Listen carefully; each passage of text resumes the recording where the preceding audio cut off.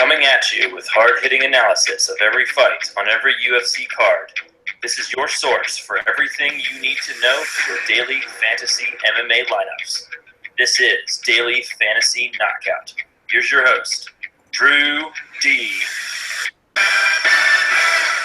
What's up, folks? We are back at it again. Episode number 9, UFC Fight Night 88. I'm your host, Drew Dean. I'm, as always, joined by my colleague, Mr. Josh Stillman. Stonewall, how are you? I'm good, man. Looking forward to this card so much. It's your boy No Love versus, not my boy, but a dude I'm really looking forward to watching in Thomas Almeida. So I'm pumped. This card is stacked. It's on TV for free. We got the FS1 pacing, which will be pretty brutal, but you can do a beer run or something like that. Hit pause, fast forward through all those commercials. So should be good. Yeah, man, really looking forward to it. They're supposed to have this fight a while ago, but they're finally coming together. Looking forward to it. It's on a Sunday, too. We have Monday off. Can't really get much better than that, you know? It's a good weekend. All right, we're going to dive right in. As always, you guys know the drill. We're going to talk about each fight, give our picks. We do not look at Las Vegas odds before we talk about this. So when I give you guys the odds, that's live. And then we'll talk about DraftKings pricing and what we think is the best play for cash games and GPP tournaments. So let's dive right in. I'm going to take the first fight of the evening. It's Chris De La Rocha versus Adam Milstead, two heavyweights going at it. I don't really have much to say about this one because it's, the curtain jerk of the heavyweights.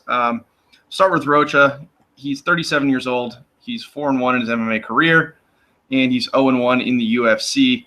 He was knocked out in 48 seconds. Have you ever seen the guy? He's just a big, goofy, sloppy-looking guy. But that being said, he is fairly athletic for his build. When you look at heavyweights, a lot of them, you think they just want to stand and bang, but he likes to change levels. He wants to get the fight to the ground. He fought Matt Kovacs in a lower promotion. Took him down to the ground, showed great ground and pounded him out. Choked him out, actually. He worked over strikes on the ground and took his back and choked him out, and he won their title, whatever it was. His stand-up, though, is a different problem. It's got major holes in it. He was picked apart in his first UFC fight. I'm slipping my mind who he fought. Some long last name. Daniel Omielanczuk or something. I can't pronounce it. But he was picked apart from the very, very first punch. He does have heavy hands like every other heavyweight, but against elite talent and, up-and-comers, who I will talk about in a little bit, I just don't see him standing a chance. Moving on to Milstead, he's a UFC newcomer. He's 7-1 in his MMA career. He's only 28 years old, and he's fighting out of Pittsburgh, Pennsylvania, Beaver Falls, actually. I just found that out. I'm rooting for him. He's super athletic. He's chiseled. He's jacked up. He throws a bunch of power behind his strikes. 5 out of his 7 wins have come by TKO. He's never made it out of the second round in his UFC career. He is training partners with the newly crowned heavyweight champ Stipe Miocic out of Cleveland. It's a short drive from Pittsburgh. The only fights I've seen on him were on YouTube, so it wasn't the highest quality, but everything was finished in under 2 minutes. And with that being said, I'm going to go with Milstead because I think he's younger, he's athletic, he's got superior striking, and that's where Rocha struggles. So I'm going to go with Milstead in this one.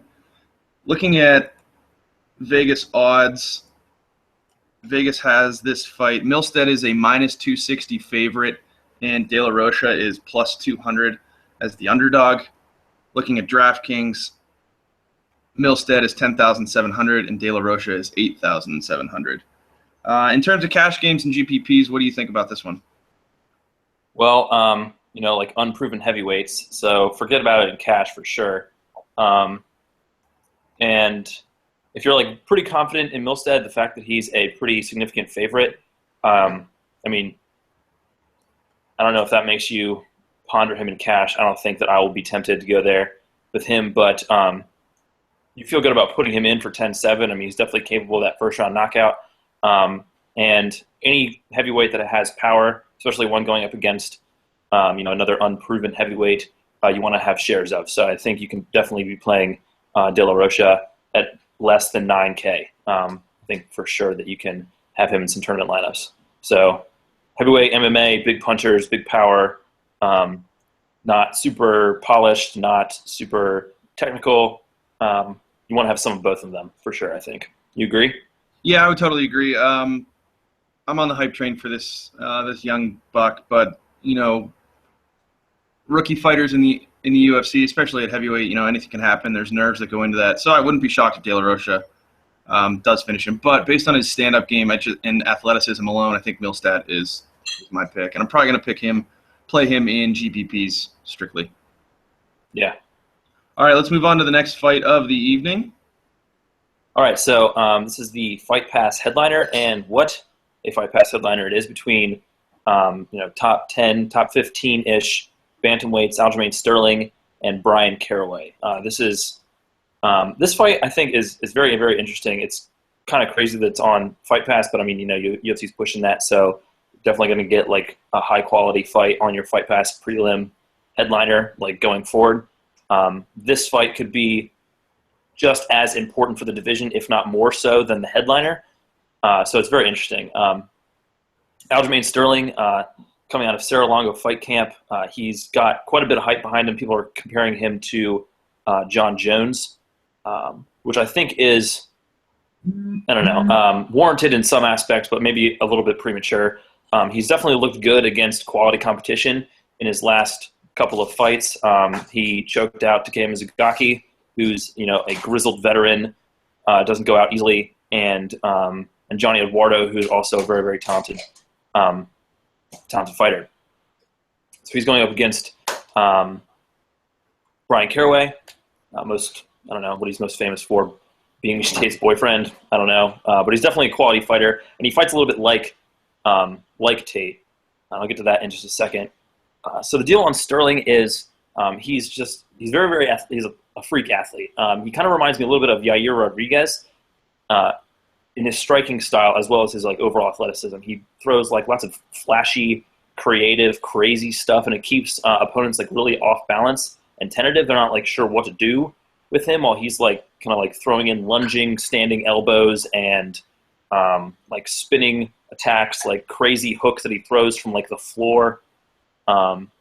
So he's kind of all over the place. He feints. He's got really tricky movement. He bounces around on the outside quite a bit, so he's hard to get a bead on and corner because of that. He's also, maybe his go-to skill set is his grappling. He's got a D3 wrestling pedigree and a purple belt in jiu-jitsu.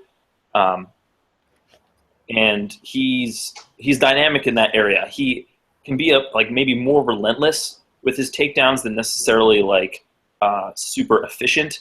But once he gets the fight to the mat, he kind of goes to work with his submission game.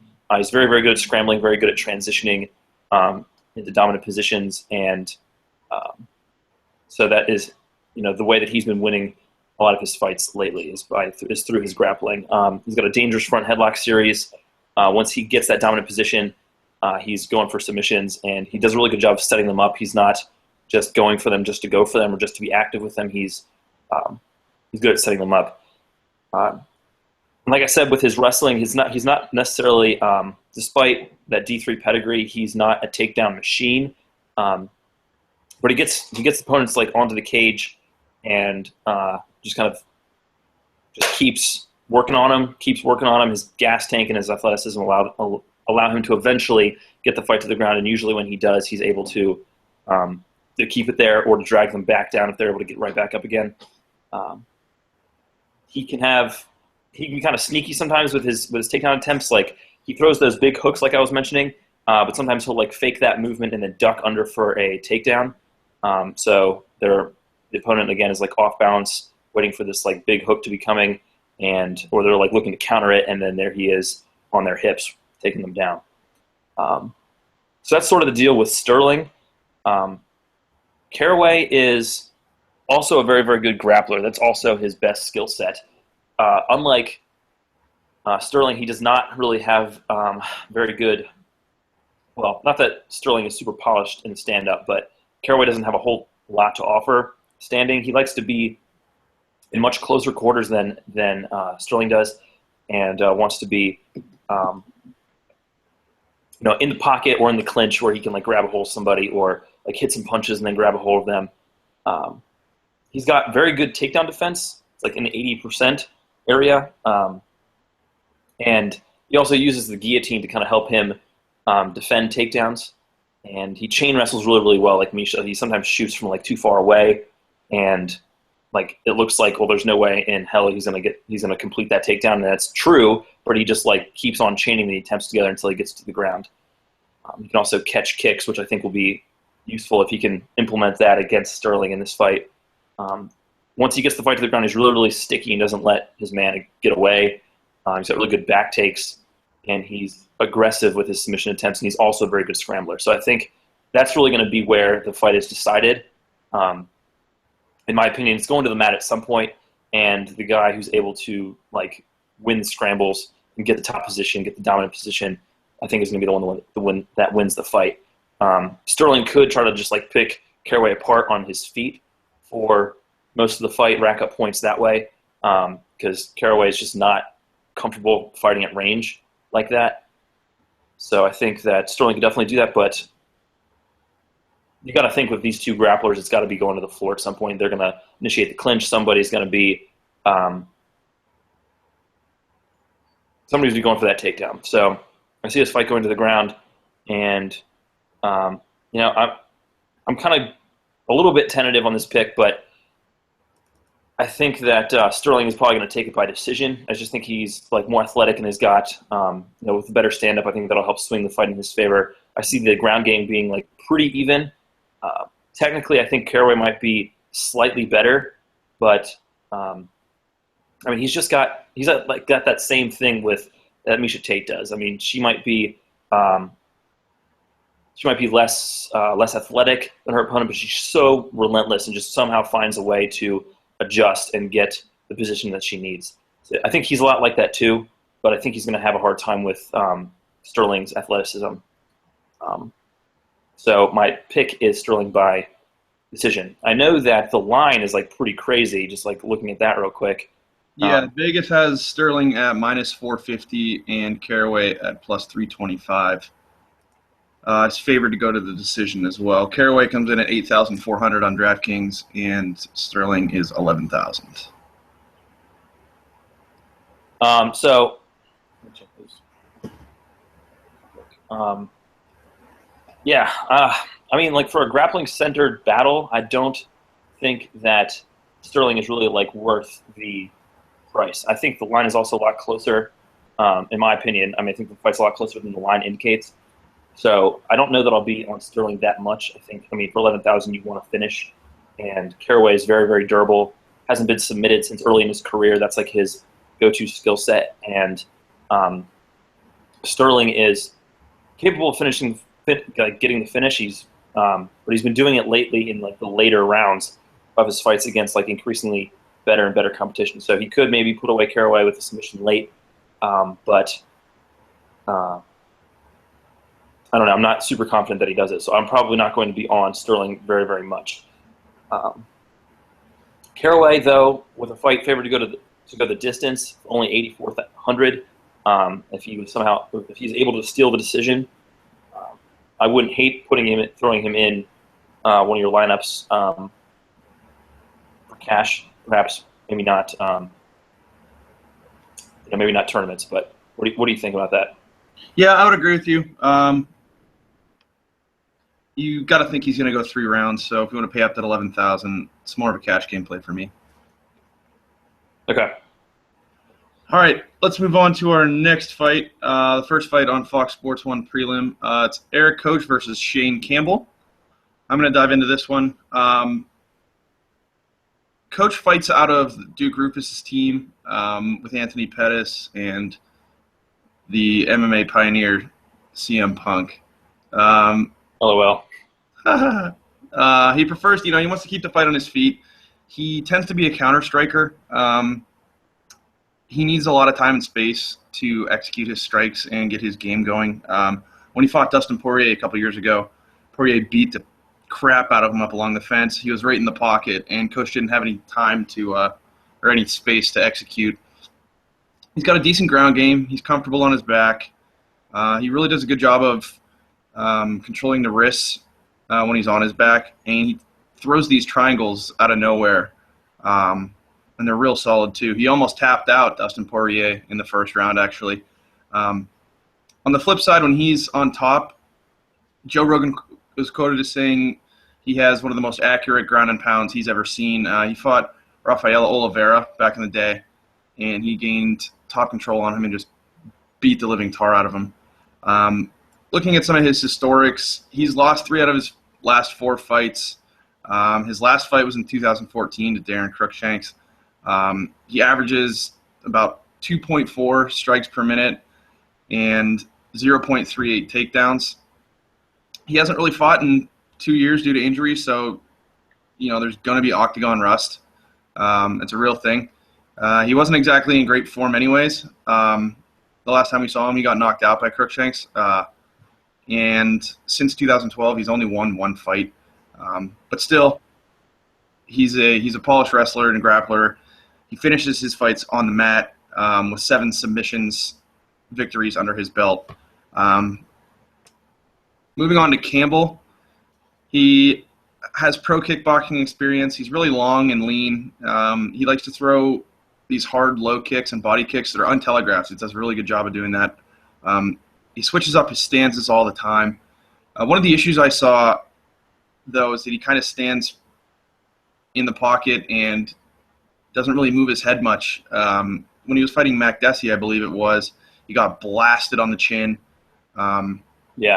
Yeah, and he beat up his lead leg. On the ground, he doesn't seem too comfortable on his back. He was taken down and held by Silverio in the first round, but he was able to roll over, took guard. And people were surprised by his wrestling ability. He has decent defensive wrestling with limited offensive wrestling. I think it's, if somebody's going to wrestle with him, he can hold his own, but don't look for him to steal the fight with his wrestling. Looking at his stats, he's averaging 4.3 strikes per minute and 1.72 takedowns per fight. This is the second time he's going to fight this year. You and I actually saw him fight in Pittsburgh. He lost to James Krause, if I believe. Yeah, that's right. It was a great fight. Yeah, it was a great fight. He's going to need a solid performance in this one. He's 1-2 in the UFC. Hasn't really looked that great. Neither of these guys have really impressed me that much. Campbell's accurate. He's a powerful striker. He's got 5 knockouts under his belt. And like I said, he's got a pro kickboxing background. So looking at the pick, like I said, I'm not really impressed by either of these guys. I think it could go either way. Coach, I'm guessing, is the underdog in this fight because he hasn't been around in 2 years. But at the same time, Campbell isn't, setting the world on fire. In terms of betting, I probably wouldn't bet this fight. But in DraftKings, I'm probably going to fade it as well. I don't know. This is kind of a coin flip to me. I'm willing to go with Eric Coach because, he's fresh and rested, but there's the octagon rust. And I don't know. Do you have a stronger opinion on this fight than me? I don't know that I have a stronger opinion in terms of a pick. Yeah, I think Coke was, slated to fight Jose Aldo, I think, coming out of the WEC for the title. He was supposed to be fighting Aldo for the title at one point, got hurt, or someone got hurt, and the fight got nixed. So he's got, at one point he looked like a world beater, looking like the featherweight version of Anthony Pettis when they were both coming up. But you're right, he hasn't really impressed in his UFC tenure. He got knocked out by Darren Cruikshank, who's not even in the UFC anymore. And and he's been injured. He's been out of the game for so long. So it's kind of hard to rely on him. But I think I don't mind playing either of these guys. They're relatively cheap, and they do throw a lot. It should be like a kickboxing battle with maybe a little bit of grappling mixed in. Some fun grappling exchanges, I think. So I think I would definitely be willing to play Coke for only $9,400 in either tournaments or cash. I think it's like a close fight, and I'm not going to be on him a ton, but I think I'm willing to play him for sure.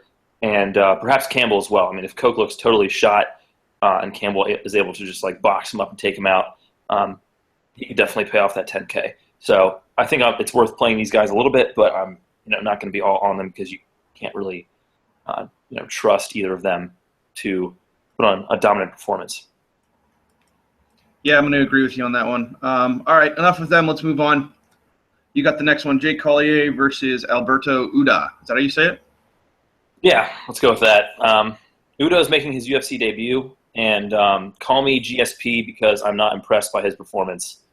Oh, that's so funny, dude. Oh, my God. Thank you. Laughing. Thank you. I cracked myself up. Yeah, but he's his BJJ guy, and he's undefeated, not coming in 9-0 on the Brazilian XFC circuit, but he just doesn't impress me. He is very, very hittable. He's long and rangy, but doesn't really do a great job of utilizing that range. He tries to, but he's not very adept at it. He throws front kicks a lot. Throws a 1-2 that's long, but he doesn't move his head. He doesn't string strikes together. He leaves his chin up as he pulls away. He looks super awkward and robotic. In the clinch, he's looking to trip and knee, but he's not a very dynamic wrestler, and he wants to get the fight to the floor. In one fight, I saw him set up a triangle pretty easily, but the dude that he was fighting was making rookie errors on the ground. So he's comfortable fighting off his back. He's comfortable. He wants to fight on the ground. I think that's where he's probably best, but he's also willing to mix it up on the feet, and I think that's where he's going to get in trouble here against Collier. Collier is 1-2 in the UFC. He, I think, started out. We'll get to Vitor Miranda later. He started out Miranda's finish streak, despite basically dominating the first round. He got hit with a head kick in the final 10 seconds and polished off in that fight. But that was a fight that he was winning. Unlike Uda, Collier does a really, really good job of mixing up his strikes and throwing them in combination. He throws the 1-1-2, 1-2 body kick. He's got pretty good movement on his feet, but he does drop his hands at the end of his combinations, and that can get him hit. So he kind of makes things a little bit tougher on himself than he probably needs to. If he could tighten up his defense, his offensive output is really, really good. But he sometimes lunges straight forward toward guys, which lets them angle off pretty easily or counter him. But other than being hittable and a little bit wild, his striking looks good. Good for our purposes anyway. He's going to be throwing a lot. He wants to mix in takedowns. He comes from a wrestling background, I believe. It's not really his best aspect, but he will do that. When he does get top position, he looks like he is trying to advance position more than strike, which is a little bit different than his striking. But given how awkward and robotic Uda is on the feet and how much Collier throws, I just think that he's going to end up boxing up Uda on his way to maybe a late stoppage. If Uda was a decent wrestler, and he might school Collier on the ground, but Collier with his wrestling background, I think, is going to be using that defensively. Going to be holding the fight or keeping the fight standing, and is going to be just punching Uda in the face a whole lot, kicking him in the body. So I see this one with Collier winning by third round TKO. All right, let's look at Vegas odds. Collier is -105. Uda is -125. What? Yeah. Maybe I'm way off, or I didn't watch the right film here. That's crazy. I don't know. Maybe because Uda's undefeated and Collier's 1-2 in the UFC already. He's not been super consistent. Let me double check who else he fought. I know he fought and beat Bobby Abreu. No, not Bobby Abreu. I'm an idiot. Ricardo Abreu. And then just got TKO'd by Dongyi Yang. So, like I said, he's hittable, but I don't think that Uda is going to be able to have much room on the feet. That's my thought here. So, despite Uda being the favorite, I like Collier for $9,100 on DraftKings. I'm on him for sure. Cash, tournaments, I like him. What's the finish prop on this? Or like, is this favorite to go the distance? The line's set at 1.5 rounds, and it's -160 to go over. Okay, so probably going to finish. So, yeah, give me Collier. Give me Collier all day on this. All right, good stuff. Let's move on to our next fight. Abel Trujillo versus Jordan Rinaldi. So, I'm sorry, I lost my spot. Looking at this, Trujillo, he's incredibly strong. He's explosive. When he fights, he has this kill or be killed attitude and scenario. He throws everything he has at you and pretty much sees if it works. He throws it at the wall, see if it sticks. He really needs to work on limiting that risk. He's got an aggressive fight style, but he opens himself up to – it's all or nothing for him. He throws it all at you. I think he could be a little smarter fighter, but anyway, carry on. He has 7 wins by knockout. 5 of those are first-round finishes. He's a 4-time NAIA All-American wrestler. Super powerful punches, puts everything he has into his strikes. Rogan always says, this guy unloads everything on the kitchen sink, or whatever the hell he says. His most powerful punch is this overhand right. He has a swinging overhand right, like a swinging, he loops it, and then he has like an overhand right that he throws with power. He's real light on his feet. He likes to bounce up and down, dances around before he goes for broke with his strikes. I watched a couple fights of his. There's really not much else I have to say. It's all or nothing for him. He goes balls to the wall and hopes he gets to the finish. So his opponent is Jordan Rinaldi. It's his first fight in the UFC.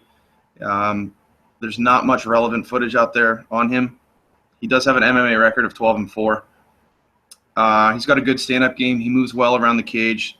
He's a capable striker. He likes to use his range to his advantage. And let's see, he has a 1-inch reach advantage.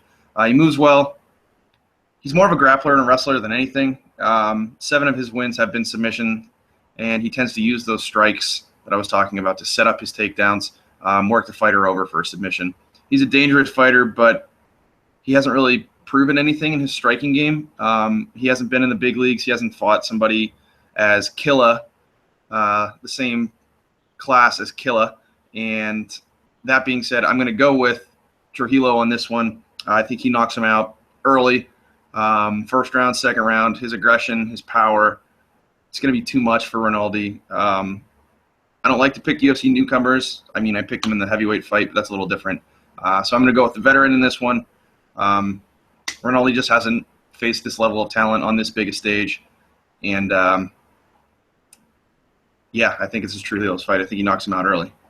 Looking at Vegas odds, Trujillo is the favorite at, -300, and Rinaldi is +220.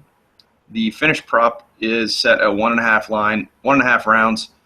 It is -135 to go over that and +105 to go under that, so it's basically a coin flip.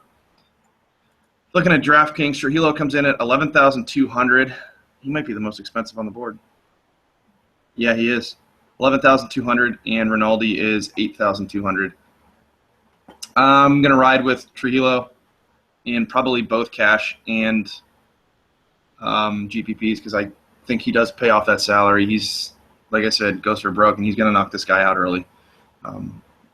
Any other comments? Do you have any opinion on that? No, I agree with you. It's interesting. Trujillo's only lost to Khabib Nurmagomedov and Tony Ferguson in the UFC. Although he did get choked out by Lyson Tebow, that fight that result got overturned because of a drug test failure by Tebow. But that's the level of dude that Trujillo's losing to. So it's right, and he lost to Ferguson because he threw everything at him, and Ferguson just hung around, and then wore on him and beat him in 3 rounds. And that's how you're going to beat him. You just got to weather the storm, get through the first round, and pick away at him. And, he fades as the fight goes on. But I just don't see Rinaldi really standing a chance in this fight. Got it. All right, so next we got Jessica Ai versus Sarah McMahon. So I think I like I in this fight, and I pick, but she's notably better standing. She's got pretty solid boxing. She can be hittable sometimes. She doesn't really move her head as well as she probably should. She's also a former flyweight, so she's maybe a little bit undersized for the division. And she's also kind of flat-footed, which leaves her open for reactive takedowns, which is not a good sign against her McMahon. But McMahon just looks super robotic and uncomfortable standing. She looks just not good there. She's obviously everyone knows McMahon's the former title challenger, former Olympic silver medalist in freestyle wrestling. But I haven't been very impressed by her in the UFC. She did have one dominant round on Miesha Tate, which pretty much happens with any quality fighter facing Miesha Tate. They beat her up in the first round, and that happened with McMahon too. She was able to, I think, crack Miesha and then take her down and beat her up for most of the first round. But for the most part, she plays it pretty safe when she's on top. She wants to hold position. She does look to slowly advance position, but anytime the opponent looks to scramble or try to get up or whatever, she just ensures that she maintains top position. That's really all she cares about. So she's not dynamic in terms of passing or dynamic in terms of submissions. By the time, with how slowly she's looking to advance position, her opponent usually ends up reclaiming guard before she can get all the way to side control. So she doesn't offer a whole lot defensively, offensively, in my opinion. I is much more dynamic offensively, but if McMahon is able to hold her down for 3 rounds, take her down, hold her down for 3 rounds, and obviously she could win. But I think I is a better natural grappler. I mean, for MMA, I should say, submission grappler perhaps than McMahon, who plays it so safe. And she's much better standing. She strings her punches together a lot better. She hits a lot harder, a lot more consistent. So I'm not super confident, but I like I by decision. All right, let's take a look at Vegas odds. I is actually the underdog at +130, and McMahon is the favorite at -160. And it's heavily favored to go to the distance at -270. The line is 2.5 rounds. DraftKings, McMahon comes in at 9,900, and I comes in at 9,500. So if you guys out there, want to play Jessica I, that's a little salary relief for you to load up on the big guns down the road. Cash games, tournaments, what do you think? I'm probably going to be fading this fight. I mean, it would be nice if this was a stand-up battle and she could beat up McMahon for 3 rounds and rack up a whole bunch of points and be a nice value at 9,500, but she could also be on her back for most of the fight, not doing anything, not scoring at all. So I'm probably going to fade. Not really interested in McMahon for almost 10K with very little scoring upside. So I might throw in I, maybe. But, because McMahon did get tagged pretty badly in her last fight against Amanda Nunes, but Amanda Nunes is a killer. And I just doesn't have that kind of power or athleticism or beastly strength. So I'm gonna fade, probably. All right, sounds good. Let's move on to the first fight on the Fox Sports 1 main card. Josh, the People's Warrior Berkman versus Paul, the Irish Dragon Felder. I'm really excited for this fight. I'm not going to lie. Berkman, he's the grizzly old veteran. I think he's 37 years old. He's 36. He's been around for a while. Yeah, he's a wrestler. He's 36 years old. He has an MMA record of 28-12. He's got an iron chin. That's the first thing I noticed. In the striking department, he's average on his feet. For the first time in his career, he was TKO'd by Patrick Cote. He likes to fight at range. Where he struggles is when people get inside the pocket and get up close and take away his time and space. At the same time, he is not afraid to brawl, but he excels picking people apart at a distance. He likes to switch his stances a lot, and counterpunching is one of his strong points as well. in order to keep fighters out of the pocket, I noticed he keeps them at bay with really, really strong leg kicks, and he does have a high wrestling pedigree. So, people trying to get in and shoot on him, he just sprawls, and, he keeps them at bay. He does a really good job at that. Who did his last fight, he fought? KJ Noons. Yeah, Noons. Okay, yeah. So he fought Noons, and Noons was really tentative to shoot in on him because he didn't want to get taken down. So that kind of works in Berkman's favor as well. They're scared to shoot in on him because of his leg kicks and his wrestling background. So they have to fight at range, and that works to his favor. He had KJ up against the fence a few times in the clinch. He's got really, really strong knees. Works him over in the clinch pretty well. I don't know what his gas tank is all about. I tend to think it's not the greatest, and the older you get, his gas tank is going to get worse and worse. But yeah, Berkman's also dropping to 155. This is his second fight at lightweight, like ever. Right. I should have mentioned that. I actually have that written down here. I'm sorry. And I'm going to reiterate, the guy's chin is made of iron. The guy can take a beating. So, looking at his ground game, he shot for the takedown 10 times versus KJ Noons. 7 of his 28 victories are by guillotine. So, yeah, he prefers to keep the action on the feet, in my opinion. But that kind of contradicts what I just said. But he prefers to keep the action on his feet, but, he's not afraid to take it to the ground, and he's fairly comfortable. So, looking at Felder, he's 11-2 in his MMA career. Fights out of Renzo Gracie Gym. He's a second-degree black belt in Taekwondo, black belt in Karate, and a blue belt in Brazilian Jiu-Jitsu. He's coming off 2 close decision losses to Edson Barbosa and Ross Pearson, who are elite-level talents. He came up short in those matchups, but that doesn't mean he's a bad fighter. This guy, I'm real high on this guy. I think he has a bright, bright future in MMA. He's a close friend and training partner with Donald Cowboy Cerrone. They have some similar fighting habits. It's kind of fun to watch. So, looking at his striking game, he really, really pressures his fighters, and he likes to start brawls.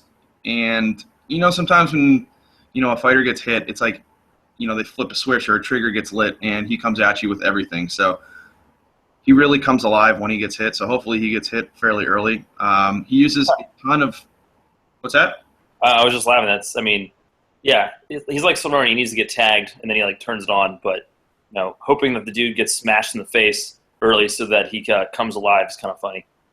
Well, I hope he just gets tagged. I don't want him to get crushed. But anyway, so he uses a ton of unorthodox striking.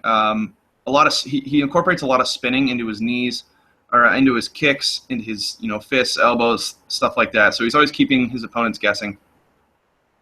He has excellent Muay Thai technique. He's really, really light on his feet. He throws these wicked leg kicks to beat up and chop people down. And cardio is never going to be an issue with this guy. He comes forward, and he never runs out of gas. Up against the cage, he's pretty strong. He has really good hip movement in the clinch, and he throws nasty knees to the body. He beat up KJ Noons pretty well up against the fence. He gives a variety of looks, too, when he's up against the cage. He shoots for takedowns. And he isn't afraid to throw up submissions, guillotines, and on 2 separate occasions he threw up a reverse triangle, which I had never really seen. It was pretty interesting to see. Good takedown defense. I haven't seen much of him on his back. Crookshanks took him down for a few seconds, but he popped right up. But I did notice when he's in top control, he's very suffocating and sticky, as you said earlier. So, looking at these 2 fighters, I'm going to go with Felder. I think he's a better all-around fighter. I think he's going to push the pace and get into the pocket of Josh Berkman. I'm hesitant to say that he's going to finish this fight because Berkman's chin is iron, but we've all seen, once somebody's iron chin gets tested and they get knocked out for the first time, they kind of fall off a cliff and, tend to get knocked out more and more. So I'm going to go with Felder by decision. I'm going to be a little safe with this one. I'm going to go with Felder by decision. Looking at DraftKings, or looking at Las Vegas, Berkman is a plus 220 underdog, and Felder is minus 300. I did not think it'd be that big. The over-under is set at 2.5 rounds, and it is favored to go to a decision at -200. DraftKings, Berkman is 8,600, and Felder is 10,800. I think this fight's going to go to the decision, so I'm probably not going to play it in GPPs because I'm looking for that high upside. I would play him in cash, 10,800. You're probably going to get 3 rounds out of him. I don't know if I'd even play him in cash. I might actually fade this fight, but what do you think? What do you think about Berkman? I mean, you think the fight's pretty close? Favored to go to decision, only 8,600. Do you think he makes like a cheap cash play? Yeah, but I don't see him squeaking this fight out, and those 25 points are important to me. So I'm probably going to fade Berkman completely. Okay. Yeah, I think this is more of a cash play. I think you could sprinkle in Felder because he is so in tournaments because he's so dynamic.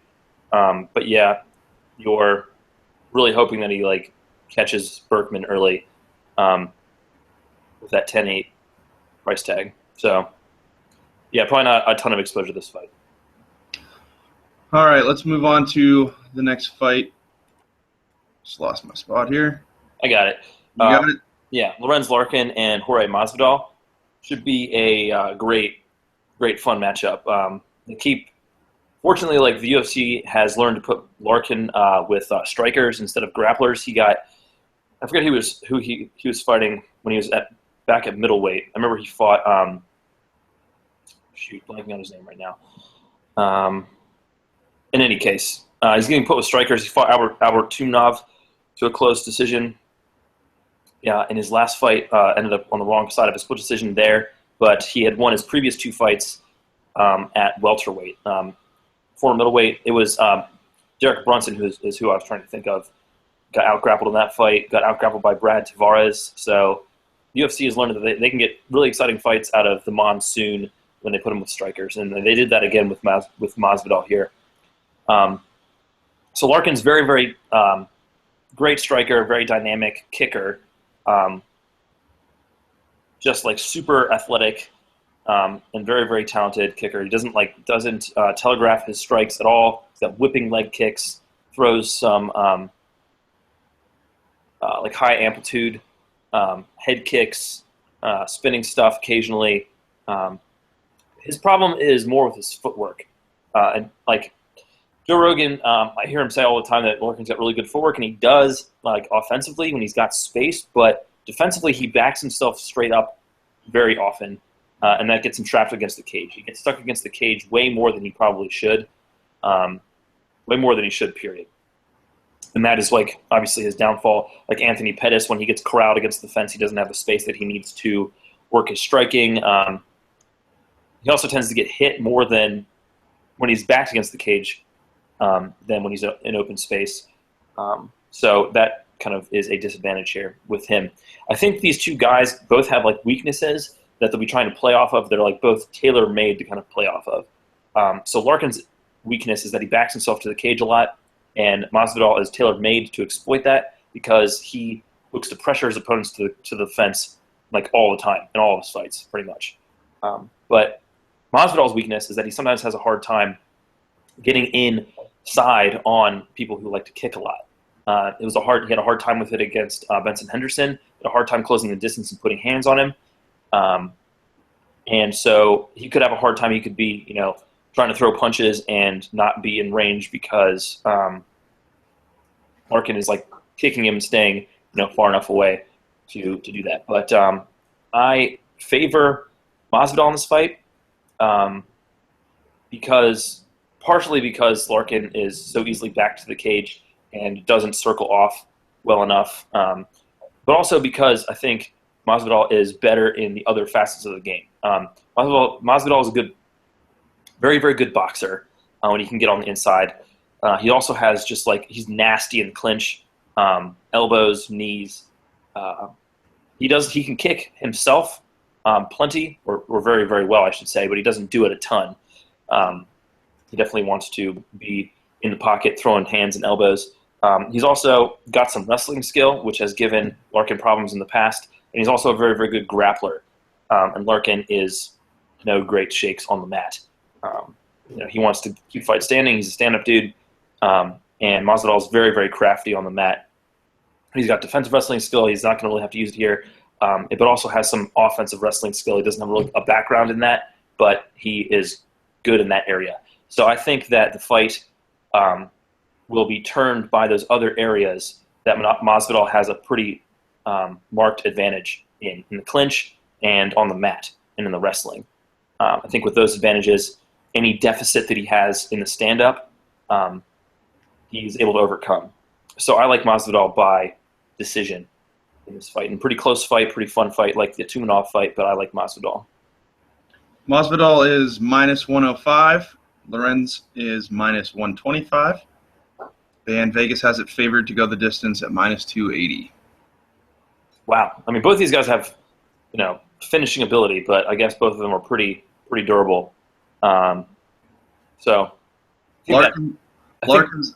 Sorry, go ahead. Larkins is 9,800 on DraftKings, and Masvidal is 9,600. Okay, I'm about this fight on DraftKings. Both of them under 10K, both of them in a striking battle, both of them with upside. I'm on this fight. I like Masvidal. I mean, he's cheaper, awesome. So I definitely like Masvidal. I'd be willing to play this in cash or tournaments. Yeah. All right, sounds good. Let's move on to our next one. Chris Camozzi versus Vitor Miranda. I got to tell you guys a little bit about Chris Camozzi. Our first podcast was a Pittsburgh card, and I went out there and kind of bashed on him because I didn't think he was that good. And then he goes out and beats up Joe Riggs in 26 seconds and breaks his arm. And then in our defense, Joe Riggs is bad, or not bad necessarily, but just held together with staples and tape at this point. Yeah, that's accurate. Talented dude, just can't stay healthy as the broken arm against Camozzi shows. So go ahead, sorry. And then following the fight, Josh and I had the opportunity to hang out with a few of the UFC guys that we ran into and met, and Chris Camozzi was there. Because we're marks. We're pathetic marks for these fighters. Gonna work on our professionalism, probably. But we kept it together. We were nice. We weren't super fans. Had a few beers, hit the road. But anyway, Chris Camozzi was a great dude. Big fan. He made a fan of me that night. So looking at Camozzi, like I said, super nice guy. That's all. I mean, that's the last thing I'll say. Dude is a gem in person. So word. Hope for continued success in his career for sure. Absolutely. All right, so Camozzi, like I said, made quick work with Joe Riggs. He's landed more leg kicks than any other middleweight in the UFC history. He likes to utilize this straight right jab to keep his opponents at bay. Hold up, dude. You need a second? We're good. All right, yeah. Finish whatever that is you're eating. Yeah, I had a piece of pineapple. Sorry. Really professional. Yeah. Yeah, thanks. Really nice. Thanks for cutting me off. Camozzi's not the most graceful and light on his feet. He likes to strike from a distance. He's tough as nails. He's, he can take a punch, gets beat up. He does have a questionable gas tank, though. Where he struggles is with aggressive strikers, getting through that range and beating them up in the pocket. He often telegraphs his punches and his kicks. He fought in a towel a while back, and the speed of the towel is just way too much for him. The combos, and he easily shot for a double leg takedown. Looking at Miranda, he's a strong striker as well. He's got big power in his kicks and his punches. He's calm under adversity. He's pretty. When he was pressured and taken, he pressured and taken down by Clint Hester. He was real calm, didn't freak out. Maintained composure. He's a Muay Thai specialist. He's also a brown belt in Jiu-Jitsu under Team Nogueira. He's really, really good ground and pound. He's really, really long, and he uses powerful striking when he's in top control. Some of the issues that I saw with him, he has questionable takedown defense, and I'm going to sneeze. Excuse me. Excuse me. In his most recent fight with Guy Morai, he was pressured a lot, and once he got inside the range, he struggled with that. He's got some issues with his defensive wrestling. He doesn't have the highest offensive output, 1.75 significant strikes per minute, but at the same time, he doesn't really get hit a lot. At the same time with that, we do have a limited sample size for those UFC stats, though. Yeah, so looking at Vegas, Chris Camozzi is a plus 155 underdog, and Vitor Miranda is minus 190, and this is favored to go the distance at minus 170. Camozzi, you my dude. I'm always going to root for you, but I think Miranda wins this fight via decision. Camozzi had a really impressive performance in his last fight, but it was against Joe Riggs. He's, would you say, staples and tape. Before that fight, he's been pretty average, so I see Miranda outstriking Camozzi, pressuring him, and taking a decision. Miranda's on a finish streak. You don't think that he finishes Camozzi here? Camozzi's pretty tough. Yeah, Camozzi's tough as nails. I don't think he gets finished. Yeah, I don't see that happening. I see a decision in this one. Okay. Looking at DraftKings, Chris Camozzi is 8,900. Vitor Miranda is 10,500. Cash game, GPP, what do you think? Well, given that we keep picking against Miranda and the dude just like keeps on finishing dudes, I think you got to like play him in GPPs a little bit. You got to sprinkle him in there. If he's able to land one of those head kicks, people haven't been able to withstand that yet. At the same time, in a mostly strike, I mean, you think this plays out as mostly a striking affair? Like, yep. Camozzi can wrestle a little bit, but he's like, meat and potatoes type kickboxer. He's going to want to mix it up. Ham and egger. Ham and egger, yes. For less than 9,000 in a striking match that's favored to go the distance, you think Camozzi makes a good cash play? You think he, can score, maybe steal a decision? Yeah, it could happen. I'm more confident with him than Berkman at that similar price range. Yeah, good call. I don't know about Miranda and cash. He's favored, but 10-5.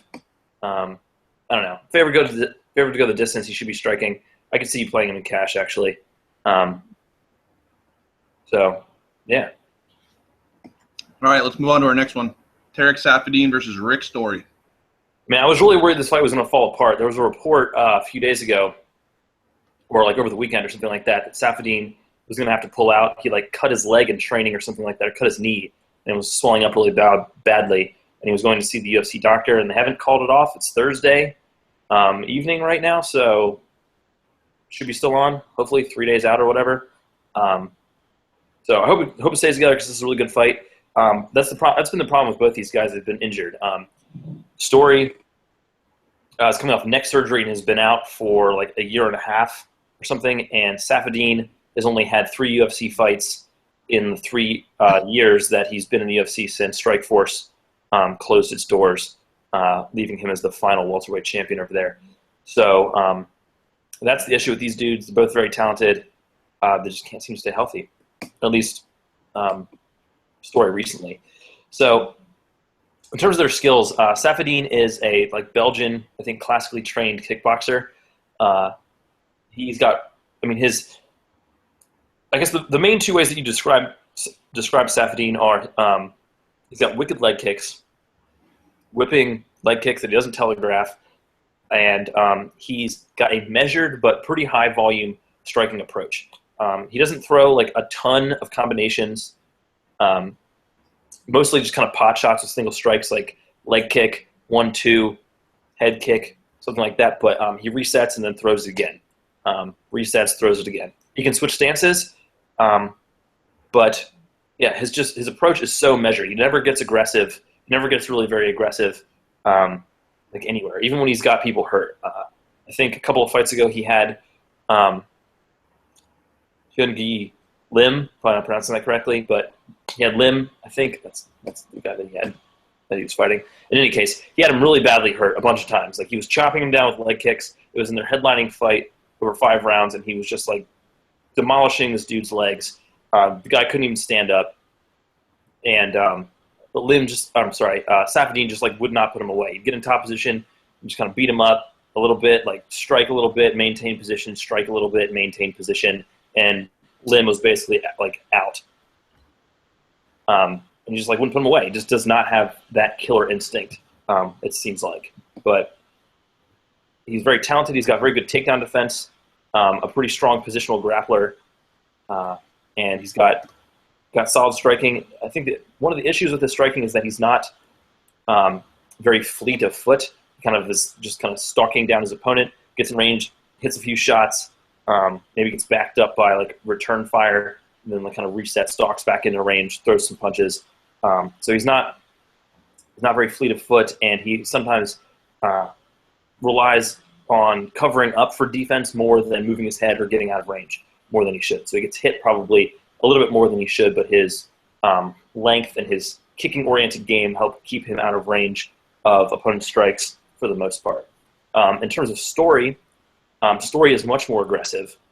He comes from a wrestling background, but he's turned himself into a very capable kickboxer. In his own right, he's another ham and egger type dude. He goes to the body a lot, especially as the fight goes on, which is really nice to see. He's a southpaw, hard overhand left, hard leg kicks.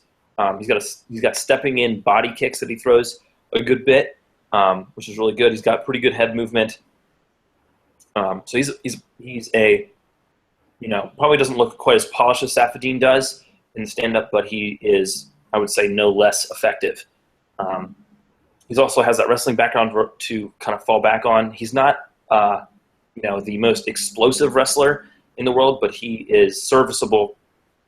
Maybe that's underselling a little bit. He's reliable in both offensive and defensive wrestling. And in the clinch, he maintains his output as well, beating up the body with with knees and punches. So I think this is a very, very close fight. I think it plays out mostly on the feet because I think it would be in Story's best interest to mix in takedowns, especially at the end of rounds to try to seal them. Saffiedine has very, very good takedown defense, so I don't know that Story is going to be able to implement that strategy consistently. But I think Story's aggression is going to be the turning or deciding factor in this fight. They're both going to be taking their licks in this one. They're both going to be throwing a lot of strikes, which is good for us. But I think the judges will take into account Story's aggression and maybe the occasional takedown that's going to swing the fight in his favor. So a very close decision, maybe a split decision for Story is my pick. All right, let's take a look at Vegas odds. Did you go over that? I did not yet. Okay, Rick Story is -125. Saffiedine is -105. And it is favored to go the distance at -300. To go over 2.5 rounds? Correct. Okay. DraftKings, both come in at 9,700. Okay. Yeah, so tournament play doesn't have a ton of upside with, this might be the most heavily favored fight to go the distance on the card. So not a ton of upside here. Both dudes very, very durable. Both dudes not like super dynamic finishers, especially Saffiedine. If he finished Story, I would be blown away. So I think this makes these guys make a decent cash play. Should see plenty of output over 3 rounds in a mostly stand-up affair. So for only 9,700, I think you could definitely do worse. But there's not a ton of upside here. So tournaments, I don't think I'll be playing them hardly at all. You got a take on this? No, I'm right there with you, man. All right, let's get to the co-main. Pumped for this fight. Yeah, I'm more excited. I'm more excited for this next guy coming up. I'll dive into this one. Jeremy Stephens versus Renan Barão. I don't know why. I always look at Jeremy Stephens and I thought, this guy's a bum. He's washed up. But after watching some of his footage, I'm going to have to disagree with my original thought. In your defense, he is 500 in the UFC. He's been in the UFC for forever, and he's 11-11 or something crazy like that. So All right, I'm going to start with Renan Barão. He's exceptional, an exceptional striker. He's got finishing power in his hands. Everybody knows. He throws 3.65 strikes per minute. Usually has the speed advantage against his opponents, and he excels best against opponents that are stationary. He wants his opponents to stand and brawl. He wants you to stand right in front of him so he can just pick you apart. That being said, he uses his strong leg kicks to wear down those stationary opponents. The key to beating him, TJ Dillashaw did it. He couldn't hit him. He was just jumping around, bouncing and moving, and didn't stand in front of him. And Barão, couldn't really chop him down and beat him up. He fought Mitch Gagnon, or however you say it. And Mitch had some really strong success. He got inside the range of Barão. He seemed to struggle with that. He wasn't too comfortable. As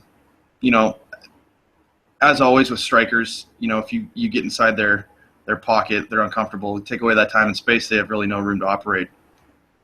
TJ beat him twice. He used his southpaw stance, and he got in close to beat him up, really picked him apart. And he also struggled with the pace and movement of TJ. And late in the second, he was completely gassed out. And then he got knocked out in the third.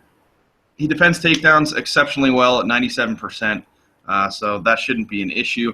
He's got good wrist control. He's got really good underhooks against the fence.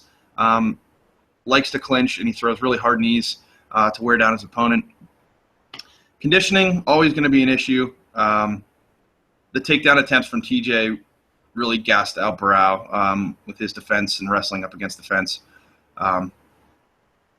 So, yeah, you know what you're going to get with Renan Barão. He's offensively talented. He wants to put on a show and go knock you out with strikes.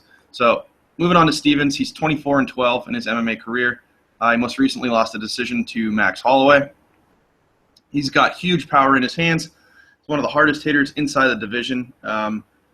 Unfortunately for him, he tends to stand in front of his opponents in trades, so that bodes well for Renan Barão. He's a counter striker. Dennis Bermudez, shot in on him a couple times and really got caught and picked apart by Stephens. He throws hard leg kicks. He damaged Bermudez to the point where it was really tough for Bermudez to push off at all. He really likes to throw these long swinging hooks, follow them up with uppercuts, a little 1-2 combo. And up against the fence, he really likes the downward elbows. I forget who he knocked out doing that. He was in the clinch, and he knocked somebody out with elbows. I'll check. Okay. Anyway, yeah, he's incredibly durable. The guy's tough as nails. He's always going to come forward. You can't really knock the guy. He's tough as nails. Wrestling, he's got good sprawl and defensive wrestling. Really good submission defense. Charles Oliveira worked him over for an armbar and almost tapped him out in the first round immediately. Then he had it again in the second round, and I thought his arm was going to snap in half. But the dude didn't tap, didn't give up. He got out of that. He doesn't really want the fight to be on the ground. He's competent, but he wants to stand and bang. That's clearly where where he makes his money. Oliveira was all over him like glue and really neutralized his attack. He's got solid ground and pound. I haven't really seen much of it. He had top control over Oliveira for a little bit. He was throwing some bombs, but that's really all I saw. The pick in this fight. Renan Barão is coming off a knockout of... Who did he just knock out? Brown just got knocked out by TJ Dillashaw in his last fight. I'm sorry, he got knocked out by TJ Dillashaw, and then he subbed Gagnon. Let's look at Vegas odds first. I'm going to side with Stephens in this fight. I really do. I don't trust Barão. And I just have a funny feeling in my stomach. I like Stephens in this fight. I think he matches up well. I don't know. I just have that feeling, man. Let's look at Vegas odds. Renan Barão is -200 favorite, as expected. Stephens is +160, and it's favored to go over 2.5 rounds at -130. I don't know, man. I don't know why. I'm just siding with Stephens on this. Talk me off the ledge. I don't think you're crazy. I mean, Stephens is a giant hitter, and so Totally on board with that. Barao hasn't looked great, and obviously his last two fights he's gotten pretty much dominated by TJ Dillashaw, who's not the same kind of hitter that Stevens is by any stretch of the imagination. So I don't think you're crazy here. I think the smart money's probably on Barao because Stevens does kind of stand right in front of him. But I don't know. Stevens is a warrior, man, and I don't know how Barao is going to hold up against the power of his strikes. And, I mean, Stevens is no slouch. He's not a Mitch Gagnon. Like, he's a quality guy, quality fighter. So the smart money in the majority of DraftKings is going to be on Renan Barao. He's 10,100. Steven comes in at 9,300. I'm going to have exposure to both, but, yeah, I kind of like Stevens in this one. You're just dumping a gallon of shade on Mitch Gagnon, huh? Yeah. Dang, dude. I got to investigate him more. So I'm going with Stevens in this one. We'll probably touch on this topic a little later in the show in a couple minutes here. So let's move on to the main event of the evening. Thomas Almeida versus Cody No Love Garbrandt. Stillman, take it away. This is your boy No Love, Cody Garbrandt. Super exciting fighter. This fight is beautiful. It's going to be beautiful, beautiful violence for as long as it lasts. So excited that it's 5 rounds. It's probably I don't think that it lasts that long, but the fact that we could potentially get rounds 4 and 5 of Garbrandt Almeida is just a dream. It's amazing. So I'm very pumped for this. 2 undefeated prospects. The winner of this fight will definitely not be a prospect any longer. Some would say that they're not prospects. They're already, have already shed the prospect label. But into the analysis. So Almeida is a Muay Thai whirling dervish of violence. The dude throws an insane amount of strikes, and he mixes up his attack very, very well. I mean, it's not necessarily that he's throwing lots of unorthodox stuff, although he does do that occasionally, like jumping kicks. It's just the way that he mixes everything up. I mean, he'll sometimes throw kicks with the same leg like consecutively. He'll sometimes kick with one leg and then knee with the same leg right after that. And he's got really good kicks, but he's also got just insane power in his hands and digs to the body. The liver shot is probably his favorite strike. I think he says so in his UFC.com profile or whatever, that liver shot is his favorite strike, and he uses it a lot.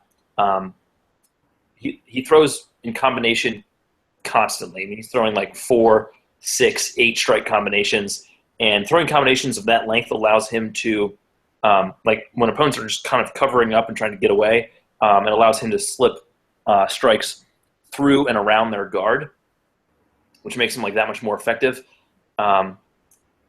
His problems in the striking aspect are defensive. He's amazing, pretty amazing offensively. I was very, very impressed with him. I guess full disclosure, as I watched his first few fights live, I was like, wow, this dude is a future champion. The way that he just, when he can land flush, it's lights out. I mean, he just, one shot killed. Who was it his last fight against? Can't remember this stuff on the spot. Oh, Anthony Burchak. It was like boxing him up against the fence, but just landed this punch that looked like it just exploded on Burchak and killed him. It was brutal. So he's got that kind of power, and he's throwing so much offense that it just seems like a matter of time before he lands something fight-altering like that. But like I said, his problems have been defensive. In his UFC debut against Tim Gorman, he got his face jacked up pretty badly by Gorman's jab. And against Brad Pickett, he kept getting hit over and over with a left hook. Got dropped a couple of times in the first round.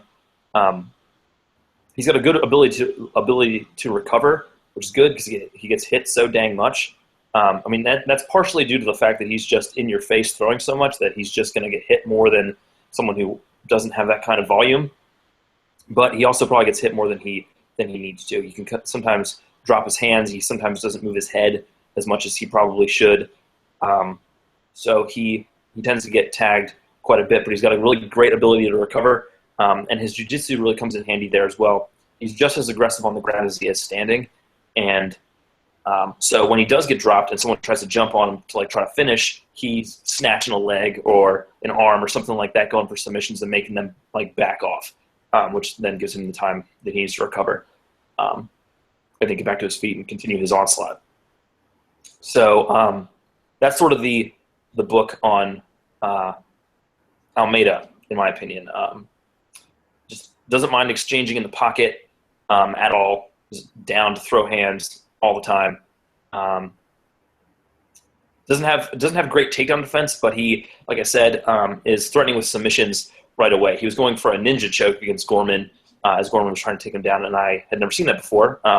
Shout out to Ken Flo for teaching me something new. It's kind of a crazy choke.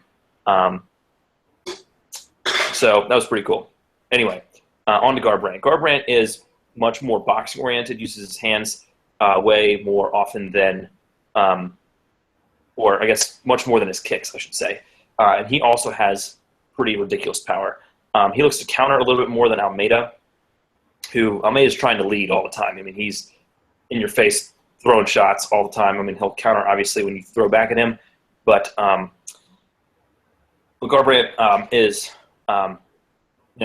feints and then tries to draw you out and then hits, a counter combination on you. He doesn't throw, he doesn't string his counters together with quite as long as Almeida, which is to be expected. Pretty much no one does. But he's very accurate with his punches. He's got a very good chin. He's got some defensive issues as well. He kind of had a problem with Henry Briones' jab. In the later round of that, I think the third round of that fight, Briones was having some success with his jab. That was giving Garbrandt some issues. But Almeida doesn't really use his jab that much. He's throwing uppercuts and hooks and power punches. Garbrandt also has kind of a tendency to drop his hands a little bit, which could be a problem against Almeida.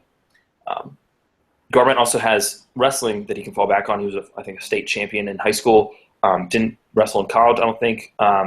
Didn't go to college, I don't think.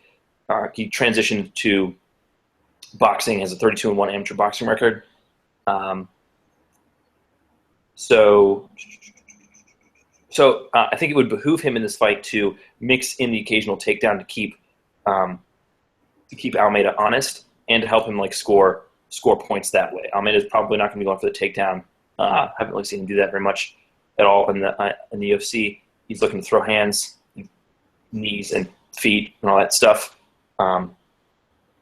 So if Garbrandt was able to take him down even just to score points, Garbrandt usually when he's on top is looking to strike, which gives the opponent the space they need to get back to their feet. So I don't think that he's going to be that they're going to be on the mat for very long if it does go there. But that would be something good for him to do to kind of mix things up. But in the end, I have to side with Almeida. I think his output and his power are just on another level.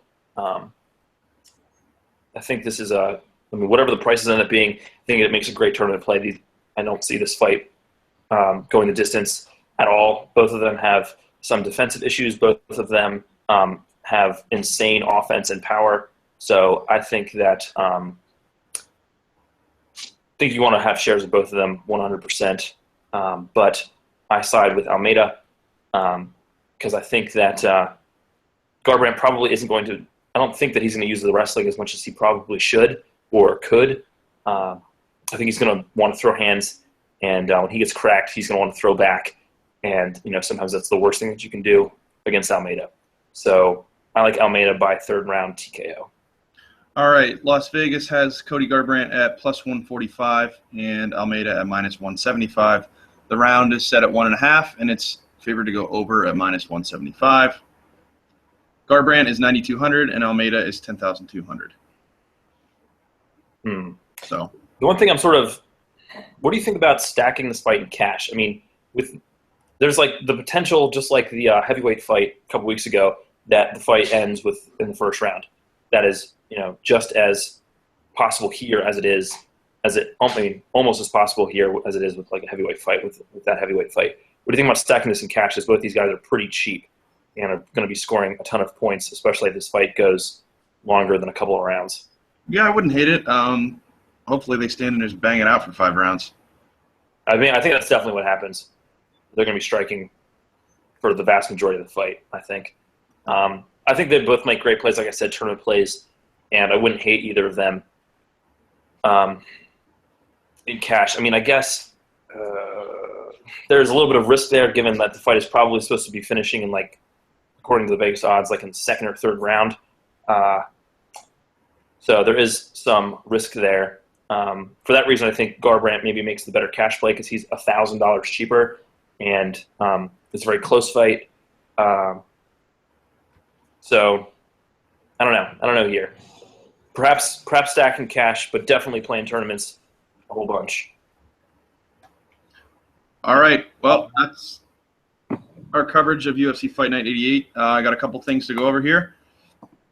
Our bonus picks. Josh and I have a little competition. We pick a couple categories. We have a point scoring system. Current score right now, are those updated? Plus 4-2, me? Yeah, I think so. Let me double check. Whatever. We'll get to it. So, fight of the night. Who do you got? My fight of the night is the main event. Almeida, Garbrandt. That's fireworks as long as it lasts. The only way it's not fight of the night is if it gets stopped in the 1st round. So yeah, that's my pick. Yeah, I was going to go with that too, but I'm going to go with Saffiedine's story just to be different. Bathroom break fight of the night. This means, you're probably going to have a better time in the bathroom than you do watching the fight. I'm going to go with Coach and Campbell. I think it's a brutal fight, and that's that. Interesting. Why do you say that? I think it should be like a pretty interesting striking fight. You disagree? You think it's going to be pretty boring? Yeah, I just think it smells. I don't know. I'm just kind of going with my gut, I'm going to be honest. Gotcha. All right, I'm going with McMahon. I think it's going to be kind of ugly. McMahon's stand-up is pretty bad. I could end up being trapped on her back for a while. So no matter which way it goes, someone's going to be looking pretty terrible. So that's my pick, bathroom break on that one. All right, and your lock of the night? I'm going to go with Trujillo on this one, facing a short-notice opponent. Dude's got big power. I have to say, like looking up and down the card, there weren't a lot of fights that I was like, oh yeah, that dude's definitely winning. I mean, at all. I think even like I said, Sterling is a giant favorite over Caraway, and I think that is misguided a little bit. I mean, should he be favored? Yeah, I agree, but to that extent, I don't think so. So I'm going with Trujillo on this one. What do you think? You stole my thunder again, but I'm going to go with the rookie, the head, Milstead. I think he knocks him out. All right. Interesting pick for your lock, going with the heavyweights. Usually, your modus operandi is to choose the underdog in the heavyweight fight and call that your stunner when he scores 1st-round knockout or something like that. Of course, I'm an idiot and let you do that. You mad, bro? I'm a little salty. I was winning. Speaking of stunner of the evening.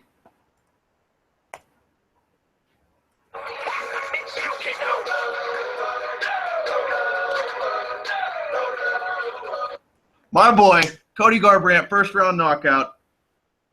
All right, here we go. Does that qualify? Oh, God. I'm going to regret this again. Yeah, I guess that qualifies. He is the underdog. So, fine. God, I'm going to regret that. I'm going to go with my stunner. I did pick Sterling, but, screw it. I want to make Caraway. He wins. That's my stunner on this fight. I think that fight is so close. Is much, much closer than the line. The fact that he's a giant underdog, I'll take that money. Give me Caraway to win. That's my Stonewall stunner. All right, that sounds good. That wraps it up for us today, guys. Thanks for joining us as always. We hope we give you some insight to make a lot of money this weekend. Props to Josh. He carries the analysis on this show. I'm just here to look pretty and make jokes. So, dude, don't sell yourself short. Real quick, before we sign off. That was next. Go. Okay, yeah, just quick plug. Coming at you. Oh, the blog, yes. So it's Thursday evening right now. I'll try to have that blog up tomorrow. On RotoGrinders, you can search. If you go to RotoGrinders, do opponent search, JDS86. The blog is called Daily Fantasy Knockout. So check that out. You can also follow me on Twitter. I made a new Twitter handle, Stonewall MMA, I think it is. Let me double check that real quick. Made the new Twitter handle because I'm a teacher, and some of my students have found my old one from college, and there's all kinds of shenanigans on there that I don't need them seeing. So new public one that's for MMA stuff only. So it's at Stonewall MMA. You can also follow us at Daily Fantasy KO, of course, and Houdini16. Is that correct? Yep, WHODEANY 16, and at Daily Fantasy KO. Yeah, hit us up on the emails if you have questions that you want us to answer, or you want to tell us that we're stupid for making some of these insane, Stonewall stunner picks. Go for it. Email us at dailyfantasyknockout@gmail.com. Anything else? Nope. I got to get going. I'm going to go watch my Penguins stamp their ticket to the Stanley Cup final. And, hope everybody has a good night. And thanks for joining us. Peace. Peace.